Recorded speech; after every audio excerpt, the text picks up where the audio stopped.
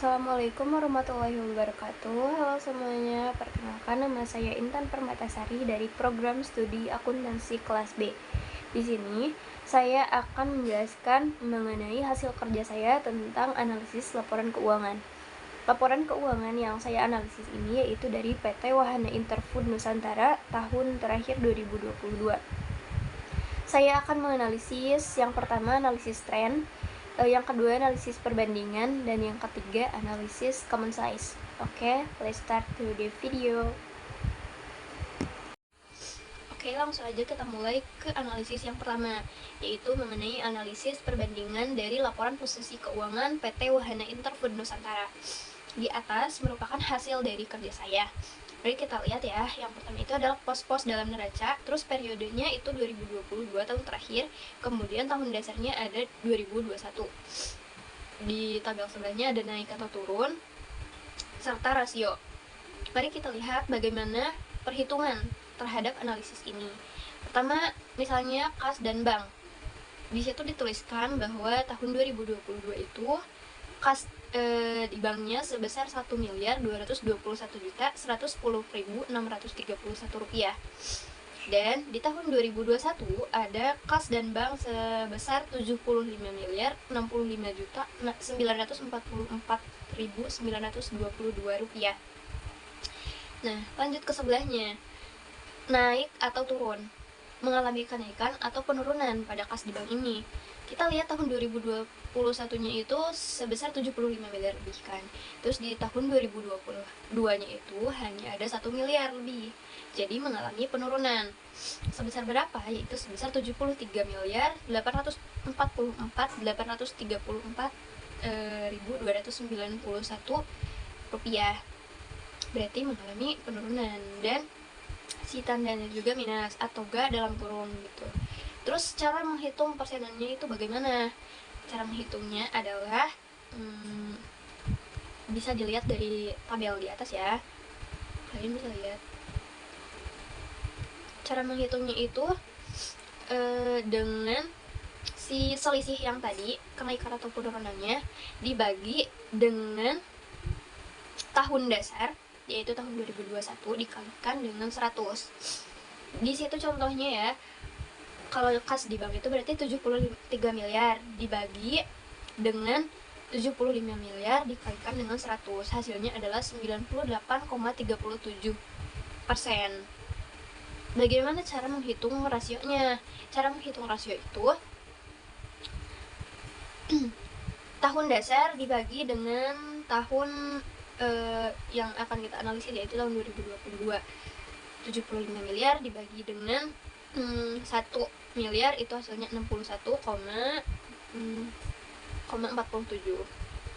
Kemudian interpretasinya bagaimana? Jadi di analisis ini semuanya diinterpretasi ya. Kita sebutin aja contohnya dari kas dan bank sama misalkan piutang lain-lain. Nah, kalau kas dan bank ini, kas terjadi penurunan sebesar 98,37% atau sebesar 73.844.834.291 dari tahun 2021. Kemudian misalkan piutang lain-lain, interpretasinya itu adalah terjadi kenaikan ya, dari tadinya 2021 itu 0, kemudian di periode tahun 2022 ada sebesar 111 juta, berarti terjadi kenaikan. Terus misalkan lagi ya, uang muka perolehan aset tetap itu mengalami kenaikan sebesar 161,62% atau 53.761.103.388. Oke, jadi seperti itu cara pengerjaan tentang analisis perbandingan. Kemudian kalau di laporan laba rugi gimana? Lihat di atas ya, itu laporan laba rugi.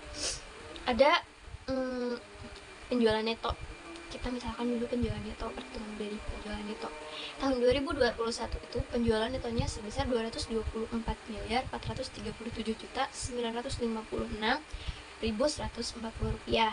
Kemudian pada tahun 2022 mengalami 289.795.160 289.365.323 rupiah. Jadi ini tuh mengalami dari selisih dari 2021 sampai selisih 2022 itu mengalami kenaikan sebesar 65.209.183.209.183. Nah, menghitung persentasenya sama aja, si selisih tadi dibagi dengan tahun dasar. Selisihnya penjualan itu ada 65.357.209.183 rupiah dibagi dengan 224.956.140.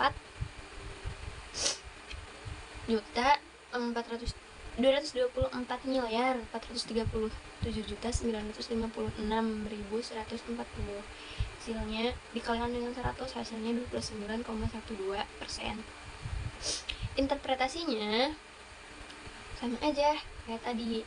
Misalkan penjualan neto mengalami kenaikan dari tahun 2021 ke tahun 2022 sebesar 29,12% atau 65.357.209.183. Terus ke bawahnya sama juga. Misalkan laba kotornya itu mengalami kenaikan sebesar 47,49% atau setara dengan 18.199.549.431. Nah, itu tentang analisis laporan perbandingan dari laporan laba rugi. Kita lanjut yang kedua mengenai analisis tren. Bisa kita lihat di atas aja ada laporan keuangan. Pos-pos dalam laporan neraca tahun periode tahun 2022 tahun 2021 dengan tren. Kita contohkan perhitungan persediaan tahun 2022. Persediaannya yaitu 94.138.505.136 rupiah. Pada tahun 2021 persediaan itu 79.881.572.808 rupiah. Nah, bagaimana cara menghitung dari analisis tren ini? Rumusnya adalah tahun pembanding dibagi dengan tahun dasar dikali dengan 100%. Tahun pembandingnya tadi 2022 kan. Terus tahun dasarnya itu 2021. Misalkan aja nih dari persediaan 94 miliar dibagi dengan 79 miliar itu hasilnya adalah dikalikan dengan 100 itu sebesar 118%. Nah, interpretasinya bagaimana? Interpretasinya itu gini. Persediaan meningkat sebesar 118% dari tahun 2021 yang hanya 79 miliar lebih menjadi 94 miliar lebih di tahun 2022. Terus perhitungan yang lainnya juga sama seperti itu. Misalkan apalagi uang muka perolehan aset tetap tahun 2022 87 miliar lebih, 2021 33 miliar lebih. Perhitungannya seperti tadi, tahun membanding dibagi dengan tahun dasar dikalikan 100, maka diperolehlah 262%. Interpretasinya berarti uang muka perolehan aset tetap itu meningkat sebesar 262% dari tahun 2021 yang hanya 33 miliar menjadi 87 miliar pada tahun 2022. Oke, next ke laporan laba rugi masih dengan analisis tren. Perhitungannya sama. Tadi tahun membanding dibagi dengan tahun dasar dikalikan dengan 100. Contohnya ada penjualan neto. Penjualan tahun 2022-nya 289 miliar lebih. 2021-nya 224 miliar lebih. Maka tren 2022 itu adalah 129%. Interpretasinya penjualan neto itu meningkat sebesar 129% dari tahun 2021 yang hanya 224 miliar menjadi 289 miliar di tahun 2022. Nah, jadi begitu perhitungan tentang analisis tren. Kita lanjut mengenai analisis yang ketiga, yaitu analisis common size. Bisa dilihat dari atas aja periode, terus lihat ada hasil dari common size-nya. Common size ini perhitungannya yaitu kita misalkan salah satu aja ya, itu tentang piutang usaha tahun 2022, fokus ke tahun 2022 dulu. Piutang usahanya 138.898.673.053 rupiah dibagi dengan total aset atau total aktiva, yaitu sebesar 485.054.412.584 rupiah dikalikan dengan 100%, hasilnya adalah 28,64%. Interpretasinya artinya piutang tahun 2022 ini berjumlah 28,64% dari jumlah aktiva. Terus dengan kata lain bahwa setiap 1 rupiah itu aktiva diinvestasikan ke piutang sebesar 0,2864 gitu rupiah. Terus yang kedua, misalkan kita ambil yang dari bawah ya, dari liabilitas. Kalau liabilitas sama aja, berarti itu perhitungannya si liabilitasnya dibagi dengan total liabilitas dan ekuitas. Liabilitas utang bank tahun 2022 84.273.9.841.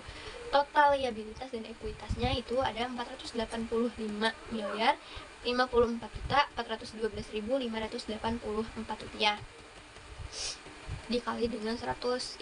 Interpretasinya tadi hasilnya itu 17,37% ya. Interpretasinya itu berarti utang bank tahun 2022 itu berjumlah 17,37% dari total liabilitas dan ekuitas. Dengan kata lain bahwa setiap 1 rupiah itu akan diinvestasikan ke utang bank sebesar 0,1835 rupiah. Itu tentang laporan posisi keuangan. Laporan laba ruginya bagaimana? Ternyata sama aja perhitungannya kayak tadi, tapi kalau ini ke penjualan, mengacunya kepada penjualan. Contohnya aja nih, di penjualan neto itu kenapa 100? Karena si penjualan 289 miliar tadi dibagi 289 miliar, hasilnya 100%. Terus kalau misalkan HPP nih, HPP dibaginya ke penjualan, dari 233 miliar dibagi dengan 289 miliar, itu hasilnya 80,49%. Terus yang lainnya misalkan laba kotor ya, sebentar, laba kotornya 56 miliar dan penjualnya tadi 289 miliar, jadi hasilnya 19,51%. Interpretasinya itu misalkan dari laba kotor ya sebesar 19,51%.